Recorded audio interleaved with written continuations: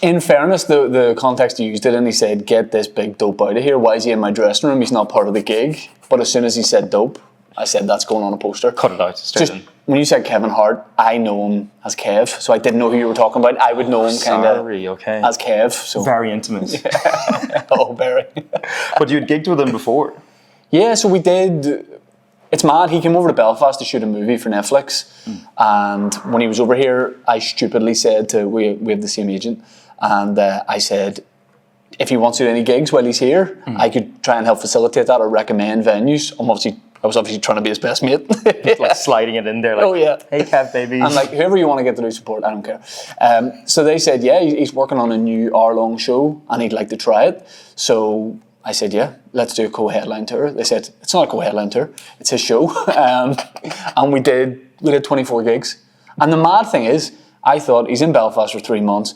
He's going to want to do 1 or 2 shows. He talks about the work ethic, and you see it in his documentaries and stuff like that. It's real. He would literally film 7 a.m. to 7 p.m. every day, have dinner, straight to the venue, do a show, and then do it all the next day, really. So it was an incredible experience. Jeez, the Todd and Hart connection. Yeah. The show was called Mummy, and do you sometimes feel like, I suppose down here, like I would say mum as well, like being Donegal Hall, do you feel that people sometimes are almost offended by the use of the word mummy because they're like ma'am or mom down here? I'd say ma, but the reason that the show's called that, I'm terrible for, I'll name a show and then write the show. I just like that as a name for the show. I do have kind of like mummy energy at times, like a wee mummy. Like sometimes if you saw me on the brow of a hill, you'd say there's someone's mum, like a wee sexy mum though, not like an old mum. Yeah, like a sexy Zumba mum.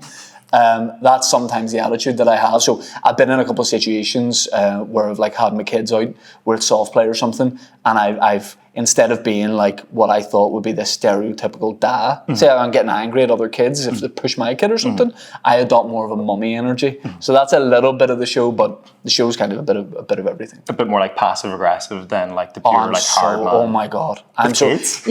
Yes, because there'll be like there's an area in the soft play. And it's for 1 to 5 year olds. Why am I seeing a 9-year-old running about there? And why is nobody saying? The parents are there. So I say it. I'm so bad for it. Like bringing the kids around and be like, why are you here? Hey, show me your ID. Give us. Yeah, no, I will just say, get out. Show me your Legoland driver license, please. I'll be like, you're not allowed to be in here. You have to leave. Stop. Yeah. Whenever, so I've pushed children before. I swear I pushed children in soft play before. And you will do it again? I'll do it again, no problem. Because when they look at you, they're like, there's no way he did that. You know what I mean? If there's like a kid taking ages on the slide and my son wants to go. Get out of here. Because they'll look at me and be like, there's no way that man pushed me, you know? And no one will believe him. No. At all. Exactly. I'll beat up kids in soft play, sure. There's a massive history of comedy in the north, whatever. Like, do you think like shows like, I don't know, like Give My Headpiece, whatever, like, do you think that something like that could be appreciated a bit more now, especially with like Derry Girls, whatever, where that's like is so hyper specific yet has become massive over like worldwide? Do you think like old shows and stuff like that could almost get a bat like with? I think yeah. I mean, look, Derry Girls has done so much for comedy at home, and I think it's made even people like me who have aspirations to like write sitcoms and things like that. It's made you realise that it can be set at home. There could be something from home. Even when I was not even thinking about getting into stand-up, the first time I went to the Empire Comedy Club in Belfast, it was English comedians that had come over or guys that had come down from Dublin. And then when I heard a local guy who was just doing like the 10-minute spot and he was a student of Queen's, I went, we could do that, So when you see Derry Girls, you go, well, there's no reason why there couldn't be another show from here. So because we have I don't think people like dream big, myself included. I've been guilty of not doing it because we feel like we should just keep the heads down and we're from this small place. But shows like Derry Girls have put home on the map, really. Yeah. There's been this huge kind of like explosion like recently. Sorry, I auditioned for it and didn't get it. I just want to put that on camera. Just want to make sure. Yeah. Who did you audition for? One of the girls. Jamie Lee O'Donnell's role. I don't want to put anything out there, but I have several reasons why I think you might not have got the role. I don't want to... Look, I've got range. It was for a role that Michael Fry got the role. And I have nothing against Michael Fry apart from everything. apart from stealing the chance to push a sweet trolley. That's what it was. Yeah. Yeah. That could have been you. Could have been me. Listen, do you think we could, if you had the chance to go back, do you think, what would be yourself for giving away a packet of crisps? I don't want the role now. You don't want the role now? Don't want it. You're bigger than... And even if they make a movie out of it, not interested. Well, I say that. I will. No, I would. I would audition. Please. Please. I'd really like to do it. You could be his manager. That could be what a victory that would be.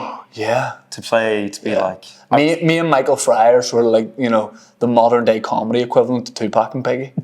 It's going to end in a drive-by. I was going to say, are both these going to be taken out in an absolute tragic way? Packet of potato from a moving car.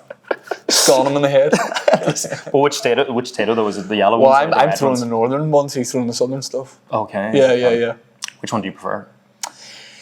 Here's the thing about me, I can't have gluten or dairy. Because of the Crohn's disease? Yep. Yeah. And that helps me though as well, stay neutral in this war. You know what I mean? You're a bit like a John Hume character, kind of like kind of saying. John Hume of local comedy, I've always thought of myself. Yeah. Famously. The people on the streets can't stop saying it. No. The reels and the podcast and everything has been huge. Have you found any especially odd interactions now with people kind of coming up to you on the street or whatever, since because I think it's now spread from kind of Ireland and the UK circuit to now this kind of almost global kind of presence now with everything. I think I get lucky with, especially when speaking to friends that do similar things in terms of my DMs and what people come up and say to me. People are generally very respectful, normal, just want to say hello or maybe get a selfie or something. For some reason, I get away I have friends who are like, but do you get these kind of pictures? And nope. I think people people know I live a certain lifestyle as a guy who just likes a cup of tea and a gluten-free hobnob. So they go, don't send them knobs. Well, you already got only interested in the gluten-free hobnobs. The only knobs I'm interested in pictures in are gluten-free hobnobs. So yeah, I kind of get away with it. I think people are okay. No, you get the odd maniac every now and again, but it's nothing big. A random death threat or two to be like. I had one in my life. One? You've had one death threat in your life? Yeah. What was the detail? Guy who said I needed shot in the head because obviously I did a comedy football video. Oh, for God's sake. And for some reason this guy was like, hey, let's kill him. Watch yourself. But he was right, I shouldn't say this. He was the guy, right, and he put up a video and he said this guy needs shot. And I looked at his Facebook profile and he had, now I can say this because I have a wee bit of a lazy eye, don't look too close. He had proper lazy eye. So I took a screenshot of his profile picture and said, as long as it's you doing the shooting, I'll be all right. And he deleted it. He deleted it. Now, I think if you give it, you should be able to take it. If you're willing to say someone needs shot in the head and I make fun of your eye, that's come on. That's fair. It's fair, yeah. But he had the audacity to be like, nah, it's out of order. That's too far. Yeah. Listen, I just want you dead. I don't want anything wrong with your... Again, just on one more on the show itself, on Mummy, obviously then being a parent or whatever has probably inspired a lot of it, but what is probably your most embarrassing moment as a parent, other than pushing kids in the soft play area? And yesterday, I'm not making this up, yesterday, having a stressful afternoon with the kids. We've been deprived of the summer with this rain, so you're just looking for things to do, you're looking for activities, you should be able to go and play outside, it's raining. Anyway, we took the kids out to a cafe, we're on our way back, it's getting close to dinner time, they're hungry, I'm hungry. My wife's in the driver's seat, baby beside her, I'm in the back with my son. He wants to go into a shop because they have mini trolleys there in the Spar, wee mini trolleys. We don't really need anything. I said, come on, we'll get a pineapple, right? So we'll go in. It's fun, you know what I mean? I love a bit of crap. lifting up a pineapple. So, and I like pineapple. So we'll go into the shop and on our way back, the baby's been crying. My wife said, come on, let's go. I'm like, shit, get my son into the seat. Now, I don't mean to show off, but the car seat we have, you can swivel it round. Very nice. So you put him in like this and then flip him around. He's like this. An older lady approaches me at the car and goes, see if I'm out by myself, approach me, whatever you want. Most people, when they see you're with your kids, they just let it go, right? Yeah. She goes, I just had to come over and say hello. And I'm thinking, you didn't. You actually didn't. You didn't. Now, we could have waved, but because I'm with the kids, I'm kind of like and then with the baby's crying, I'm trying to get my son in.